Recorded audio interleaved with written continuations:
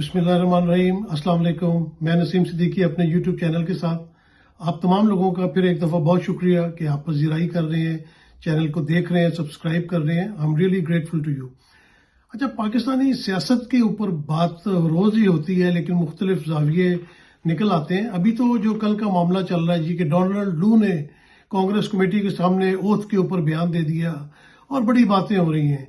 Oath के ऊपर तो क्या कुछ नहीं होता। हमारे मुल्क में क्या कौमी असम्बली के अंदर जो हलफ नहीं उठाया जाता, सदर मुमलिकत पाकिस्तान के जो होते हैं वो हलफ नहीं उठाते, बाकी मेंबरान हलफ नहीं उठाते। उसके बाद मुल्क के साथ क्या सलूक होता है, मुल्क का क्या हशर करते हैं। ये जो अरबों खरबों की करप्शन पाकिस्तान में हो रही है, ये मैं और आप तो नहीं कर रहे ना, या कोई और बाहर से आके तो नहीं कर जाता। यही लोग करते हैं ना जो सीटों के ऊपर बैठे हुए होते हैं, जो बड़ी बड़ी पोस्टों पे बैठते हैं, ब्यूरोक्रेसी में भी आते हैं, वो भी हलफ उठाते हैं। लेकिन उसके बाद पाकिस्तान का क्या हशर करते हैं वो सबके सामने। इतना प्यारा मुल्क है, इतनी तरक्की एक जमाने में कर रहा था। आप 60s और 70s देखें जरा पाकिस्तान के, लेकिन उसके बाद से जो हशर हुआ है उसमें कोई पॉलिटिशियंस को इल्जाम दें, आप डिक्टेटर्स को इल्जाम दें, जिसे मर्जी दें, उन सब का ताल्लुक तो पाकिस्तान से ही है ना। तो कल डोनाल्ड लू के बयान को लेके जो कई लोग मैंने देखा है बड़े हाइपर हो रहे थे। तो आपने देखा अमेरिका ने अगर एक बात कर दी तो वो सच्ची है। आपके मुल्क का एक वजीर आजम, साबिक वजीर आजम एक बात कह रहा है, इमरान खान, उस पर यकीन नहीं करना, वो झूठ बोल रहा है क्योंकि उसका ताल्लुक आपके मुल्क से। लेकिन क्यों कि अमेरिका का सफीर वो कह रहा है, इसलिए आपने उसके ऊपर यकीन कर लेना है। अमेरिका ने अफगानिस्तान के ऊपर हमला किया, अमेरिका ने इराक के ऊपर हमला किया, बाकी पूरी दुनिया में जो कुछ हो रहा है, तो क्या आप अमेरिका की हर बात को सही मान लेंगे और अपने मुल्क को जो है उसके ऊपर फौकियत देंगे? ये जरा सोचने वाली बात है। जब एक साइफर लिखा गया, उसके जो अल्फाज थे वो कोई रिपीट कर रहे हैं ना, उसमें क्या लिखा था? उसमें अदम एतमाद का भी जिक्र था, इमरान खान साहब को हटाने का भी जिक्र था, नापसंदीदगी भी थी। ये लफ्ज कोई नहीं दोहराता, बस जी वो झूठ बोल रहा है, उसने ऐसे कर दिया, वैसे कर दिया। चले अब आ जाते हैं एक पॉपुलर लीडर की तरफ। पाकिस्तान की तारीख इन चीज़ों से भरी हुई है। कायदे आज़म मोहम्मद अली जिन्ना रहमतुल्लाह ने पाकिस्तान बनाने में बहुत कलीदी किरदार अदा किया। उनके अलावा भी बहुत लोगों की कुर्बानियां थी, लेकिन क्योंकि वो फ्रंट लाइन पे थे और ऐसे लीडर थे जिनके पीछे अवाम बाहर निकल आती थी और वो दिन को रात कहते थे या रात को दिन कहते थे, लोग मानते थे। ये होता है पॉपुलर लीडर। और पॉपुलर लीडर जब कोई भी मिशन लेके निकलता है तो उसके कामयाबी के चांसेस बहुत ज्यादा होते हैं। हम ये कहते हैं कि जी जमहूर जो है उससे हुकूमत बनती है, वो हुकूमत बनाता है, अवाम ताकत का सरचश्मा होती है। वो इसलिए होती है कि अगर आप अवाम की पॉपुलर लीडर जीतता है अवाम के वोट से और फिर वो उनसे कहता है कि मुल्क मुश्किल हालात में से गुजर रहा है, आप पेट के ऊपर पत्थर बांध लो, तो वो पेट के ऊपर पत्थर बांध लेते हैं क्योंकि पॉपुलर लीडर होते हैं, उनको एक बात कह रहा होता है, उनको समझ आ रही होती है। लेकिन अगर आप एक पॉपुलर लीडर का वोट ही चोरी कर लें, जैसे अभी रिसेंट हमारे पाकिस्तान के इलेक्शन में हुआ, जिस तरह पीटीआई और इमरान खान के वोट चोरी किए गए, मतलब इतनी मज़ेका खेज बात लगती है कि आपने बच्चों की तरह वो कटिंग करके 19 का जो है वो 919 बनाया हुआ है। मतलब किसी को शर्म भी नहीं आई ये तमाम मामलात करते हुए। तो जब आप पॉपुलर लीडरशिप को इस तरह हटाएंगे, उसको आगे नहीं आने देंगे, और जिन लोगों से अवाम नफरत करती है, अवाम डिसलाइक करती है और अवाम ने जिनके खिलाफ वोट दिए, आप उनको लाके हुकूमती मसनदों के ऊपर बिठा देंगे, किसी को वजीर आला बना देंगे, किसी को वजीर आजम बना देंगे। हारे पिटे लोग जिनको बिल्कुल वोट ही नहीं दिया इलाके के लोगों ने, उनको आप वजीर बना के उनके ऊपर लाद देंगे, तो वो तो आपकी पॉलिसीज के ऊपर अमल करने वाले नहीं है। अभी मैं थोड़ी देर पहले शहबाज शरीफ साहब की एक मीटिंग हो रही थी, उसकी वो अपना चेयर कर रहे थे और तकरीर भी कर रहे थे। आप कहां से बेहतरी लाएंगे? हम ये तकरीरें सुन के थक गए हैं, हमारे कान पक गए हैं। शहबाज शरीफ साहब जब वजीर आला पंजाब थे उस वक्त भी यही रोना लगा रहता था, फलां चीज हो गई, बिजली के और गैस के सर्कुलर डेट इतने बढ़ गए। भाई क्यों बढ़ रहे हैं? क्या पॉलिसीज है आपकी? पीआईए खसारे में जा रहा है, स्टील मिल खसारे में जा रहा है, रेलवे खसारे में जा रही है। और बाबा तुम तो 35 साल से इस मुल्क के ऊपर हुकूमत कर रहे हो। इमरान खान के 3 साल को लेके तुम रोना लगे रहते हो कि इमरान खान ये कर गया, उस दौर में ये कर गया। उस दौर को खत्म हुए भी तकरीबन 2.5 साल से ज्यादा का अरसा गुजर चुका है। आप लोगों ने क्या तीर चला लिया है? मैं कोई इमरान खान साहब या पीटीआई की, मैं कोई उनका कारकुन नहीं हूं। मैं तो मवाजना करता हूं ना, फैसला तो आपने करना होता है। اس زمانے میں جب ہم رپورٹنگ کر رہے تھے اور عدم اعتماد کے آنے سے پہلے، یعنی کہ جب بدترین پاکستان میں کیا پوری دنیا میں کووڈ گزرا تھا، تو دنیا کی کیا صورتحال تھی؟ دنیا میں مسائل کا جو ہے وہ ایک انبار لگا ہوا تھا، لیکن پاکستان میں آپ نے دیکھا کہ کس طرح احساس پروگرام کے ذریعے غربا میں پیسے بانٹے گئے. ان کو میں نے لڑکے سے پوچھا جو یہ کام کر رہا تھا احساس پروگرام کی طرف سے، اس نے کہا کہ ہمیں تو اتنا شکر ادا کرتے ہیں جب ہم لوگوں کے گھروں پہ جا کے دیتے ہیں تو وہ تو ہمیں دعائیں دیتے ہیں کہ بیٹا عمران خان نو بھی دعاواں دینا، ثانیہ نشتر نو بھی دعاواں دینا. ایک گھر بیٹھے سانو تے روٹی ملدی پئی ہے، سانو تے گھر بیٹھے نے پیسے مل جاندے نے کووڈ دے وچ. تو اس سے یہ تھا کہ لوگ گھر سے بھی باہر نہیں نکل رہے تھے، ان کو گھر کی دہلیز کے اوپر جو ہے وہ بینیفٹ مل رہا تھا.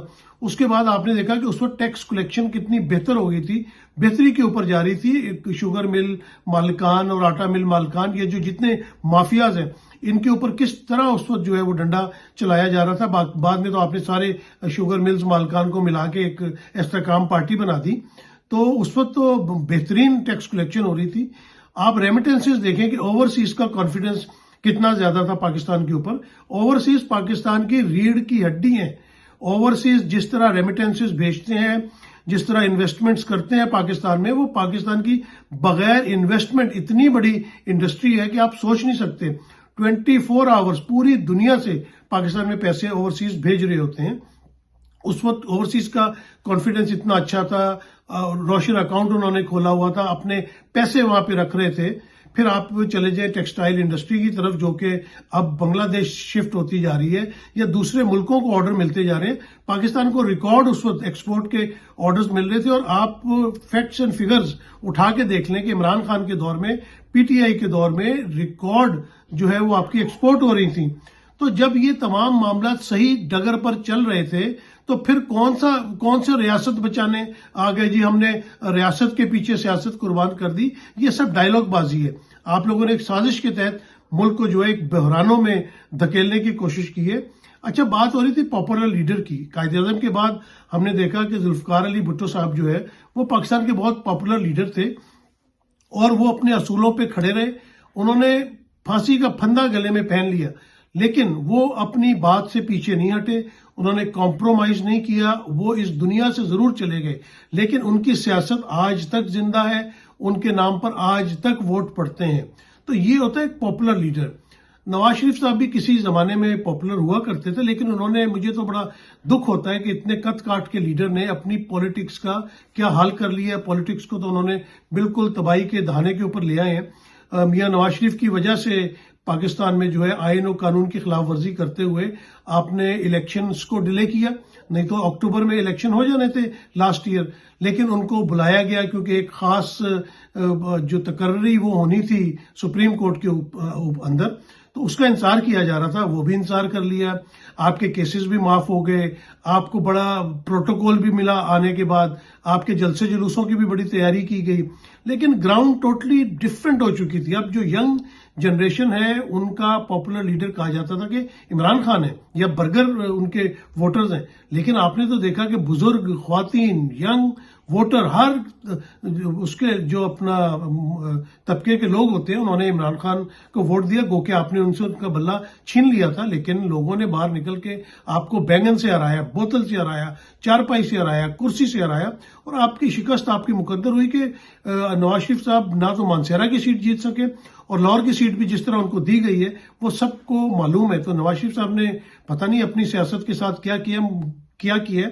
مجھے تو بڑا دکھ ہو رہا تھا جب وہ ایک سپورٹنگ ایکٹر کی طور پہ مریم نواز صاحبہ کے ساتھ پنجاب میں بیٹھے میٹنگ کر رہے تھے. ان کا یہ قد کاٹ تو نہیں تھا، لیکن انسان کو ایک مان لینا چاہیے کہ ایک ٹائم آتا ہے، گراؤنڈ ریئلٹی چینج ہو جاتی ہے اور وہ پاپولر نہیں رہتا. اور وہ پاپولر اس لیے نہیں رہتا کہ اس کی جو پالیسیز ہوتی ہیں، نواز شریف صاحب نے بہت اسٹیبلشمنٹ سے ایک زمانے میں لڑائی لڑی ہے، لیکن اب میرے خیال سے انہوں نے کمپرومائز کر لیا ہے.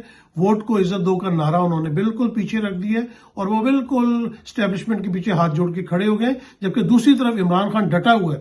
اس کی پارٹی جیتی ہے، اس کو بہت ساری آفرز کی گئی، لیکن وہ کہتا نہیں میں جیل میں رہوں گا، میں مزید جیل کاٹ لوں گا، لیکن میں اپنے بیانیے سے پیچھے نہیں ہٹوں گا. اور ان کو اس بات کا یہی فائدہ ہو رہا ہے کہ وہ عوام میں مزید پاپولر ہو رہے ہیں. مطلب اس سے زیادہ کیا پاپولر ہوں گے کہ تقریباً 200 کے قریب انہوں نے قومی اسمبلی کی سیٹس جیتی ہیں.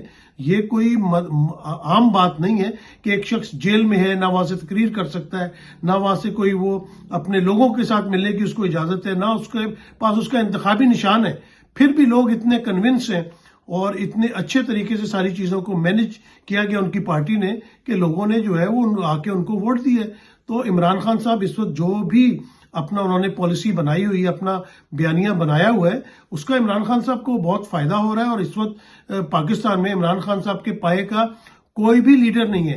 تو اگر آپ اس لیڈر کو پابند سلاسل رکھیں گے، اسے عوام میں نہیں آنے دیں گے اور آپ پالیسیاں بنائیں گے معیشت بہتر کرنے کے لیے، تو ان پالیسیز کے اوپر کون عمل کرے گا؟